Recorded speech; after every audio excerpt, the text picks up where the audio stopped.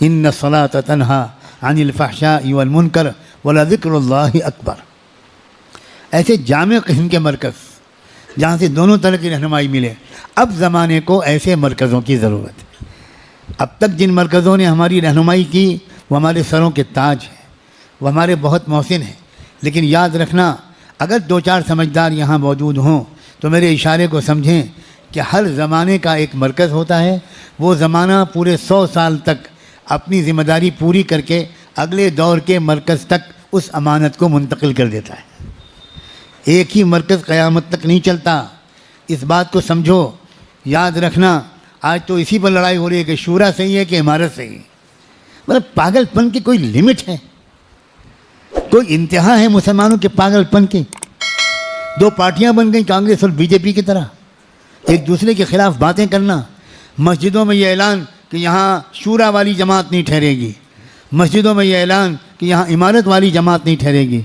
मुसलमानों, कितने टुकड़ों में बांटोगे तुम उम्मत मुस्लिमा को, कितने टुकड़ों में बांटोगे इस्लाम को। याद रखना, जब दीन की मेहनत का अंदाज़ बदलता है तो कोई नया नबी और मुजद्दिद आके ऐलान नहीं करता कि अब दीन की मेहनत का अंदाज़ बदल गया, बल्कि दीन की पुरानी मेहनत में करने वालों में ऐसे कीड़े मकोड़े और ऐसी ख़राबियाँ पैदा हो जाती हैं। उसी से समझने वाले समझ जाते हैं कि भाई अब इस मेहनत की उम्र पूरी हो चुकी, अब कोई और मेहनत इसकी जगह लेगी। आओ तलाश करते हैं, आओ ढूंढते हैं कहाँ कौन सी मेहनत इसकी जगह लेगी। क्योंकि सरकार दो आलम की उम्मत दीन की मेहनत के बग़ैर तो नहीं रहेगी, ये तो पक्की बात है। लेकिन एक ही मेहनत क़यामत तक के लिए कबूल कभी नहीं होती। एक ज़माना था कि हज़रत शाह वलीउल्लाह का नाम था, आज लोग ढूंढने निकलते हैं कि हज़रत शाह वलीउल्लाह का मरकज़ कहाँ था। एक ज़माना था कि हज़रत मुजद्दिद साहब का मरकज़ था सरहिंद में, आज लोग टिकट लेकर जाते हैं सरहिंद और सिर्फ वहाँ फातिहा पढ़ के चले आते हैं।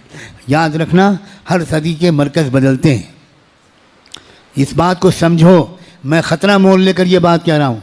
मैं जानता हूँ कि इसी बयान के दरमियान कमेंट्स आने शुरू हो गए होंगे, ट्रोल किया जा रहा होगा मुझे, गालियाँ दी जा रही होंगी मुझे, बद्दुआएँ की जा रही होंगी मुझे इसकी कोई परवाह नहीं है। मुझे अल्लाह की पकड़ का डर है, इसलिए वो बात जो अल्लाह ने मुझ पर खोली है मैं साफ लफ्ज़ों में कहना अपना फ़र्ज़ समझता हूँ। और आज जो मरकज़ आबाद हैं, कल को यहाँ भी खाक उड़ेगी। याद रखना, कोई मरकज़, वो नेरल के खानका हो, मकतब नौमानिया बेलगाम हो, जब तक ये सही चलेंगे तब तक अल्लाह इनसे काम लेगा। जब नीयत ख़राब होगी, जब अवामुन्नास की अक़ीदतों का फ़ायदा उठाने का मिजाज चलेगा, जब भोले भाले लोगों को एक्सप्लॉइट किया जाने लगेगा, तो खानका नेरल में भी धूल उड़ेगी, मकतब नौमानिया बेलगाम में भी गधे खच्चर ढेंचू ढेंचू करेंगे। कोई खैर का काम यहाँ से वजूद में नहीं आएगा। अल्लाह को किसी की गरज नहीं है, अल्लाह हर एक से बेनियाज है। हम अल्लाह के मोहताज हैं, अल्लाह हमारा मोहताज नहीं। अल्लाह हमको सही रास्ते पर साबित कदम रखे। अल्लाह हमें इधर उधर बहकने से और अवामुन्नास के भोलेपन का नाजायज़ फ़ायदा उठाने की मोहलिक और गलती से अल्लाह हम सबको बचाए रखे। आपका फ़र्ज़ है समझदारों का कि आप करीब से रहकर ज़िंदगियों को देखें। मैं साफ़ लफ्ज़ों में दावत देता हूँ, आप मेरी बातों को सुनकर मेरे मुतक़िद न बने, मेरे साथ रहें, रातों को तन्हाइयों में मेरे साथ रहें, सफ़र व हज़र में मेरे साथ रहें, दिन रात की फ़िक्रों को देखें, किन फ़िक्रों को लेकर मैं चल रहा हूँ। मुझे ये भी नहीं मालूम अब ज़िंदगी के कितने हफ्ते और महीने बाकी हैं। मैं आपसे कहता हूँ, अब भी खुली किताब की तरह मेरी ज़िंदगी का मुताला करें और देखें कि क्या इस बंदे का साथ लगना क्या सही रहेगा, अल्लाह की रज़ा का बाइस बनेगा। इसको मजबूत करना, इसकी मदद करना, इसकी नुसरत करना क्या मुनासिब रहेगा।